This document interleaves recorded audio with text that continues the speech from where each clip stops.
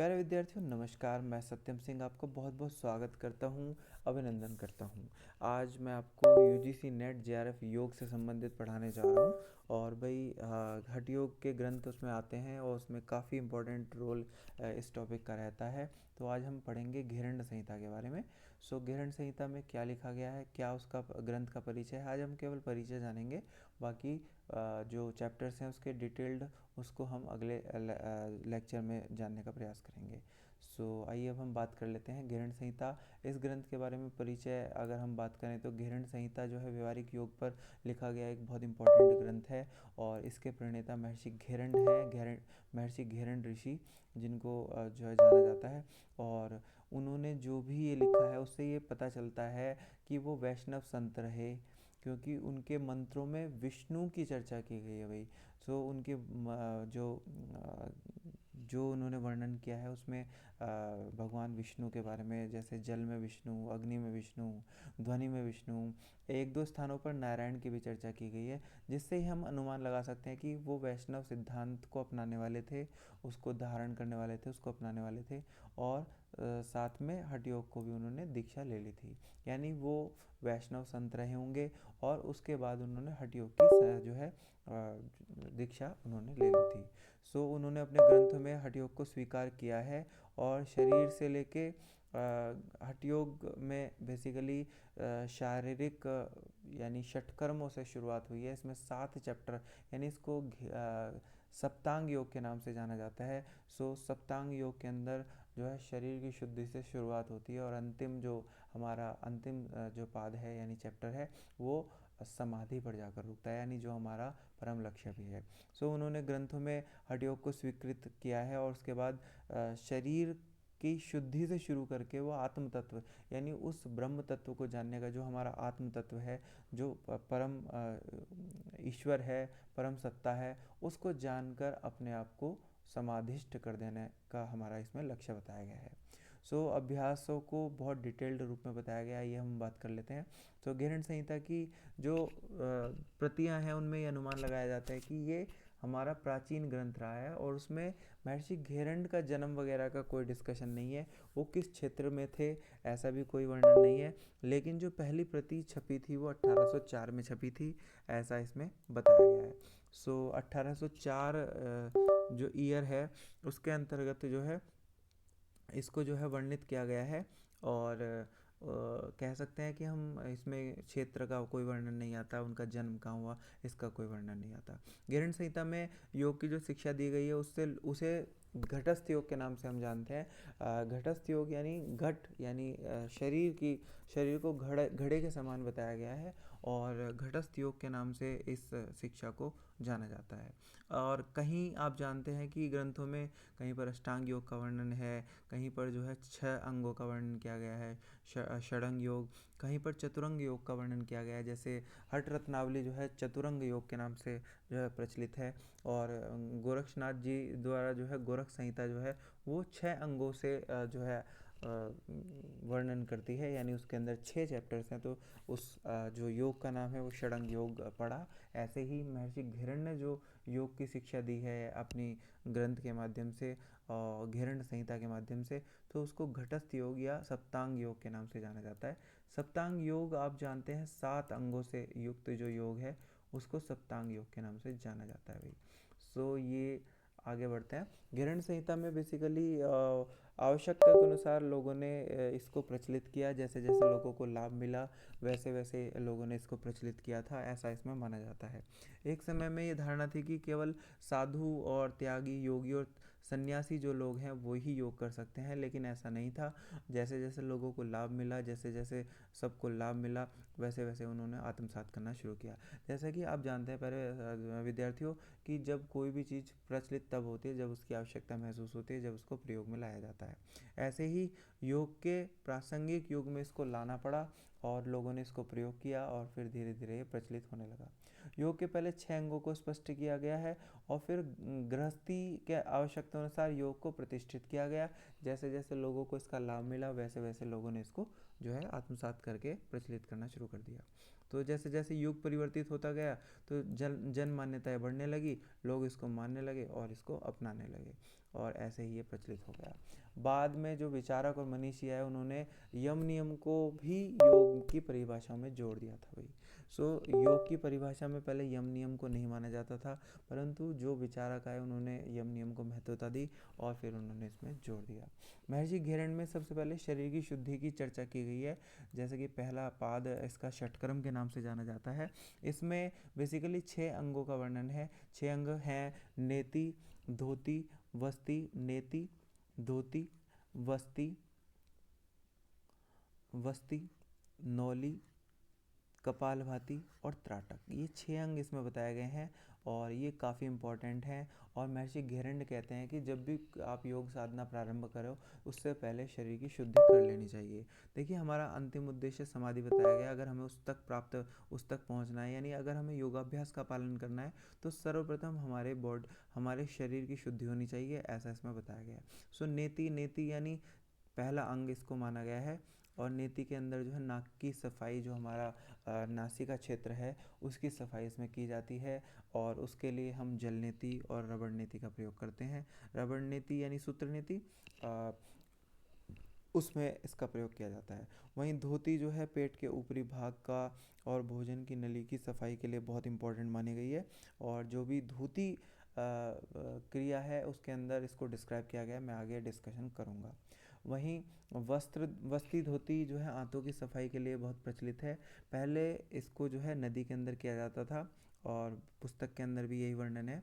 और बाद में जो है इसको आज जो आधुनिक जो है संसार में इसको एनिमा के नाम से जाना जाता है और इसको हम प्रयोग करते हैं।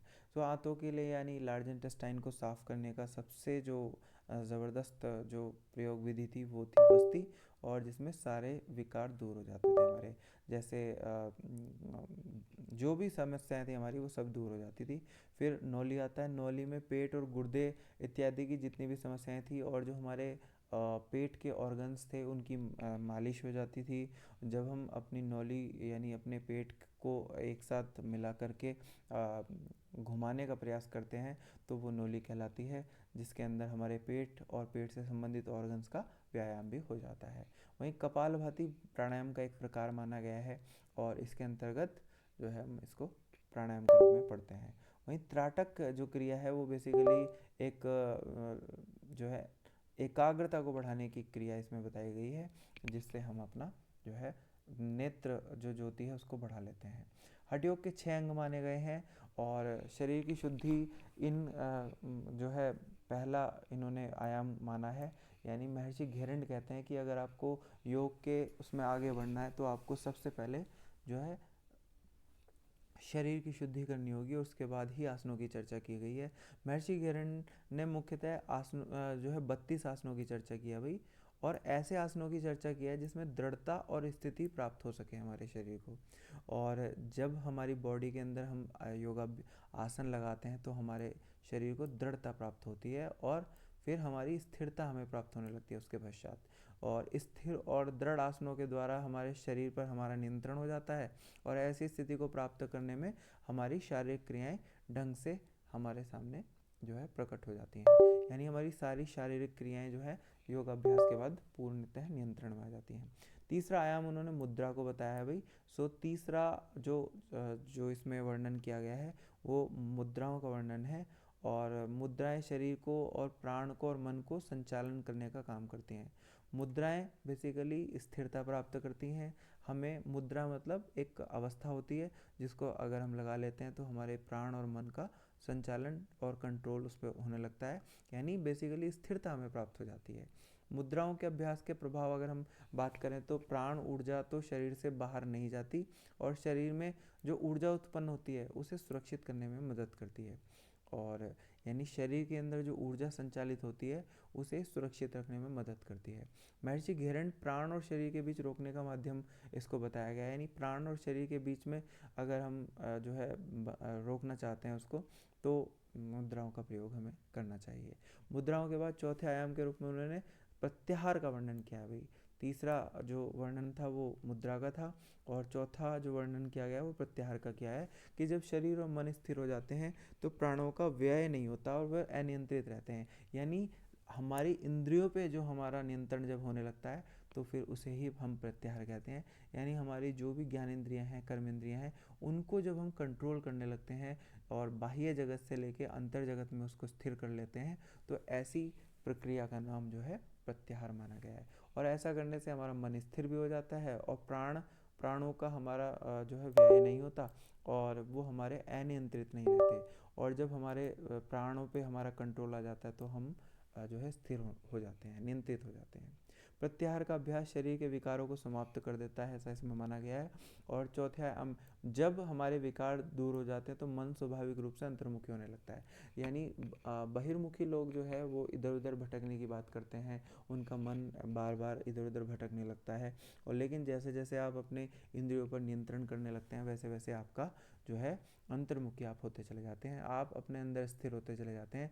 आपकी अंतरात्मा आपको अंतर्मुखी प्रवृत्ति का बना देती है। वहीं पांचवा आयाम उन्होंने प्राणायाम को बताया है। प्राणायाम के अभ्यास को इसमें जोड़ा गया है।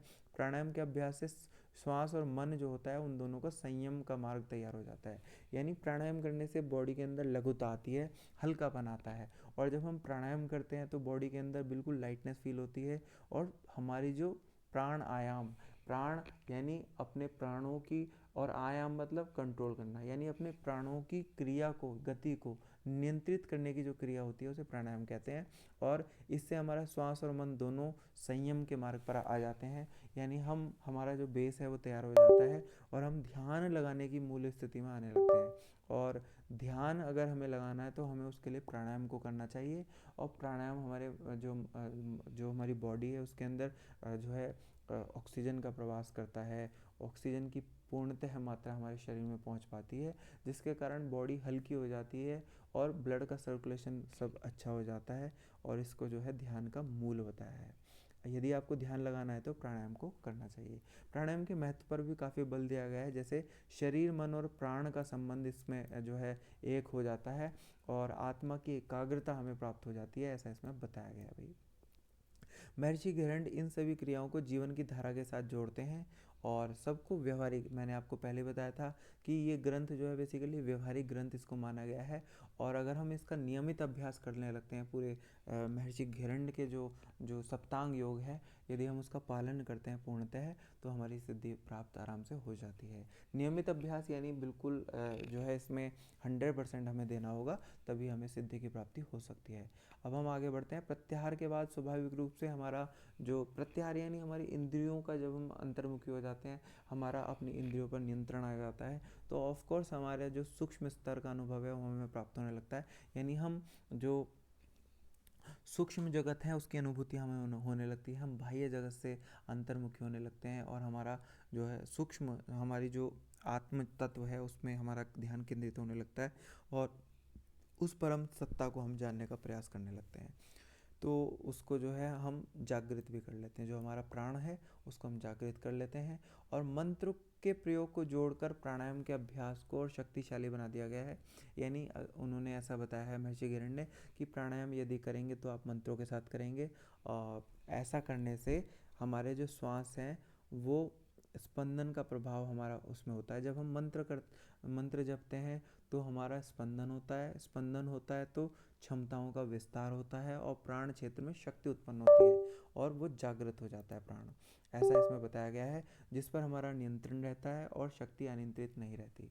यानी मंत्रों के अभ्यास से, मंत्र का मतलब बेसिकली प्यारे विद्यार्थियों विचार होता है। यदि हम उसको प्राणायाम के साथ जोड़ देते हैं तो हमारी जो शक्ति डेवलप होती है हमारी शरीर के अंदर, वो अनियंत्रित नहीं रहती, हमारा उस पर नियंत्रण आ जाता है, ऐसा इसमें बताया गया है। उसके बाद छठा जो हमारा आयाम है वो हमारा ध्यान बताया गया है। मैंने अभी आपको बताया कि जब तक आप प्राणायाम का अभ्यास नहीं करेंगे तो ध्यान आपका नहीं लग पाएगा। और ध्यान लगाने के लिए हमें जो है प्राण जागृत होना बहुत ज़रूरी है। यदि मन अंतर्मुखी नहीं हो पाता तो ध्यान आप नहीं लगा सकते, आपका मन बार बार भटकता रहेगा बाहर, और उसके बाद ध्यान आप नहीं लगा पाएंगे। ध्यान के बारे में कहा गया है कि ध्यान तभी लग सकता है जब हमारी सारी इंद्रियां अंतर्मुखी हो जाती हैं और हम एक केंद्रित हो जाते हैं। और इसके विषय में महर्षि गैरंड कहते हैं ये 3 प्रकार का इसको बताया गया है: बाहरी ध्यान, अंतरंग ध्यान और एकाग्र ध्यान, ऐसा 3 प्रकार का ध्यान इसमें वर्णन आता है, महर्षि घिरण्य बताते हैं। और आइए अब हम बात कर लेते हैं भारी ध्यान में। जो हमारी शरीर और इंद्रियां हैं, यानी बाह्य जगत के बारे में जो भी हम अनुभव प्राप्त करते हैं, उसमें हम केंद्रित होने लगते हैं, यानी हमें हर चीज़ का आभास होने लगता है, तो ऐसे ध्यान को भारी ध्यान बताया गया है। अंतरंग ध्यान के अंदर जो है भाई, सूक्ष्म जो हमारा मानसिक स्तर है, हमारा अंतर मन है, उसके स्तर पर हमारी अनुभव हमारा स्पष्ट होने लगता है, हमें हमें हर चीज़ समझ आने लगती है, हमें आंतरिक अनुभव होने लगते हैं, तो ऐसे ध्यान को भाई अंतरंग ध्यान बताया गया है। वहीं एकाग्रता ध्यान जो है ऐसी अवस्था है जिसमें हमारी आत्मिक अनुभूतियाँ हमें प्राप्त होने लगती हैं, यानी हम बहुत सूक्ष्म तत्व को प्राप्त करने लगते हैं। हमारा ध्यान, हम जो है बेसिकली उस परम सत्ता को जानने लगते हैं। हम आत्मिक होकर जो है उस परम जो हमारा तत्व है, आत्मा है, उसकी अनुभूति हमें होने लगती है, और हम ईश्वर के बिल्कुल नज़दीक चले जाते हैं। तो ऐसा ध्यान को एकाग्र ध्यान के रूप में माना गया है। 7वें आयाम में समाधि की बात की गई है। समाधि स्वरूप शून्य में उस समाधि, ऐसा इसमें माना गया है। योग दर्शन में ऐसा जो है महर्षि पतंजलि बताते हैं, स्वरूप शून्य में उस समाधि। समाधि बेसिकली परम हमारा जो लक्ष्य है उसको बताया गया। समाधि को कैवल्य भी माना गया है, कैवल्य समाधि या जो है मोक्ष, इसको हम कह सकते हैं कि हमें समाधि हमारा परम लक्ष्य है, और ये तभी प्राप्त हो सकता है जब हम 7 अंगों का सही से पालन करें। षटकर्म, आसन, मुद्रा, प्रत्याहार, प्राणायाम और ध्यान, और फिर समाधि, ऐसे करके हमारे 7 अंगों का वर्णन इसमें आता है। घटस्थ योग इसमें बताया गया है। घटस्थ योग यानी शरीर को घट के समान बताया गया है, यानी ये शरीर घड़े के समान है, और बेसिकली घड़े को जिस तरह से एक कुम्हार उसको पका देता है, वैसे ही हमारा शरीर भी योग के द्वारा, योग की अग्नि में तपकर पक जाता है, ऐसा इसमें माना गया है। और इंद्रिया, हमारे जो शरीर है उसमें परमेश्वर ने हमारे शरीर को घड़े के समान बनाया है, और इसके अंदर जो भी सब भरा हुआ है उसको इंद्रियां कह सकते हैं आप, चाहे मन कह लीजिए, चाहे बुद्धि कह लीजिए, चाहे अहंकार कह लीजिए, सब मिला कर के हमारा घट बनता है, यानी शरीर बनता है।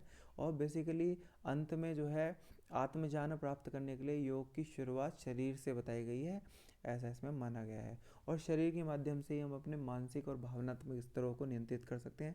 जब तक हमारा शरीर पर नियंत्रण नहीं आएगा, बाह्य जगत में हम अपने शरीर को शुद्ध नहीं कर लेंगे, तो हमारी आध्यात्मिक यात्रा जो है पूरी नहीं हो पाएगी। आध्यात्मिक अनुभूतियाँ हमें प्राप्त नहीं हो सकती, वो जागृत नहीं हो सकती, और अगर ऐसा हम प्राप्त कर लेते हैं तो निश्चित ही हमें लक्ष्य प्राप्त हो जाएगा, जो कि समाधि है।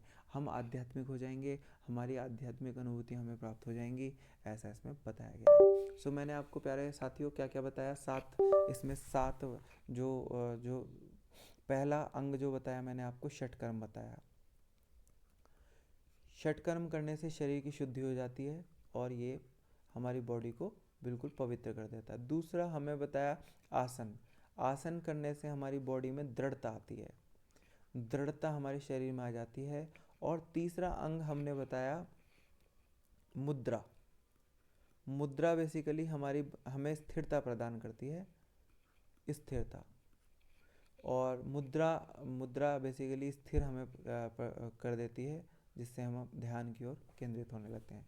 चौथा जो हमें प्रत्याहार बताया, प्रत्याहार का मतलब यानी हमें अपनी इंद्रियों पर नियंत्रण हमारा होने लगता है। जो हमारी इंद्रियां बाह्य जगत में जो है जुड़ी होती हैं, संलिप्त होती हैं, उनको हम अंतर्मुखी करने लगते हैं और बाह्य जगत से तोड़ लेते हैं।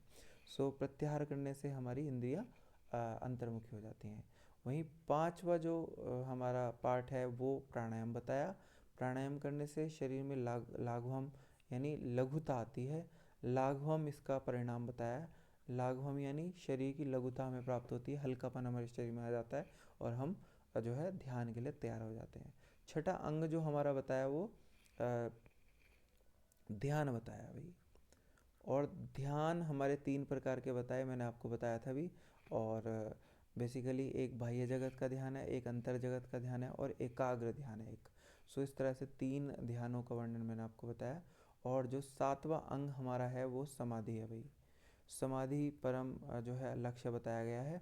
और समाधि बेसिकली तभी हमें प्राप्त हो सकती है जब हम एकाग्रचित हो जाएं, हमारा मन एकदम बाह्य जगत से जो है मुक्त हो जाए, और जो हमारे तीन तत्व होते हैं, सत्वगुण, रजोगुण और तमोगुण, जब हमें यार ये हमारे सभी गुण हो जाते हैं, तब हमें समाधि की प्राप्ति हो सकती है, ऐसा इसमें बताया गया है। तो समाधि तभी हमारी लग सकती है जब हम निर्गुण हो जाएं। जब हम निर्गुण हो जाएंगे तो हमें समाधि की प्राप्ति हो जाएगी और हम ईश्वर के नज़दीक चले जाएंगे, उस परम ब्रह्म को हम जान लेंगे, और यही हमारा परम लक्ष्य भी है।